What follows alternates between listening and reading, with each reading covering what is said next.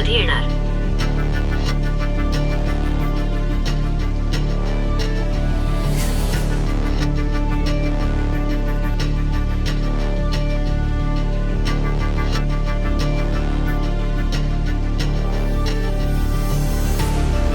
नागरिकांनी मालेगाव महानगरपालिकेकडे त्वरित खालील मागण्या केल्या आहेत. सर्व प्रमुख रस्त्यांवर सुरक्षित फुटपाथ बांधावेत. पादचारी मार्गावर पिवळे सुरक्षा खांब बोलार्ड्स बसवावेत.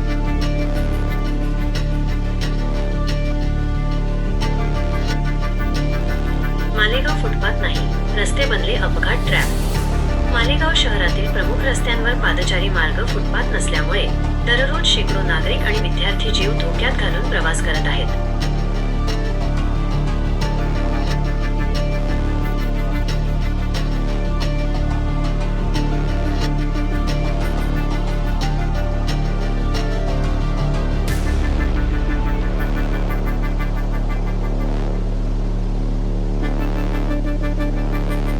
नमस्कार मालेगावकर, मी अरमान पठाण.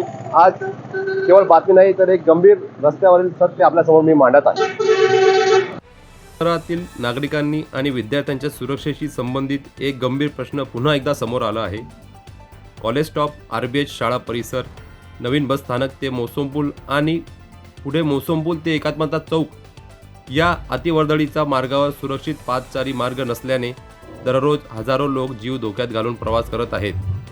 रस्त्याच्या कडेने पुरेशी जागा असतानाही फुटपाथ न झाल्यामुळे पादचारी थेट वाहनांच्या मध्ये चालताना दिसतात आणि सकाळी तसेच दुपारी शाळा आणि महाविद्यालय सुटल्यावर हा धोका अधिकच वाढतो.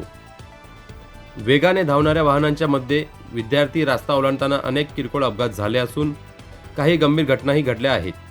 तरीही परिस्थितीत कोणताही बदल न झाल्याने नागरिकांचा रोष वाढत आहे. रस्ता आहे, जागा आहे, मग फुटपाथ कधी येणार? अपघातानंतर की आधी?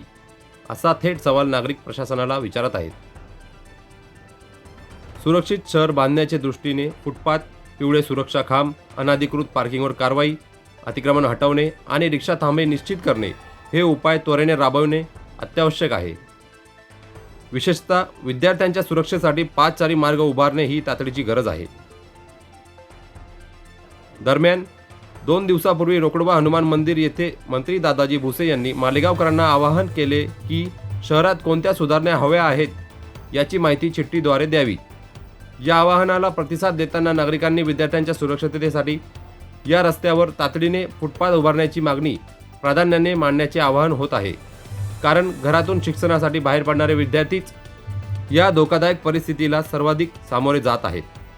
अपघाताचे प्रमाण वाढण्यापूर्वीच प्रशासनाने सक्रिय होऊन जलद गतीने उपाययोजना करणे आवश्यक आहे. सुरक्षित पायपीट हा प्रत्येक नागरिकाचा मूलभूत हक्क असून तो सुनिश्चित करणे ही प्रशासनाची जबाबदारी आहे, असे मत नागरिक व्यक्त करत आहेत.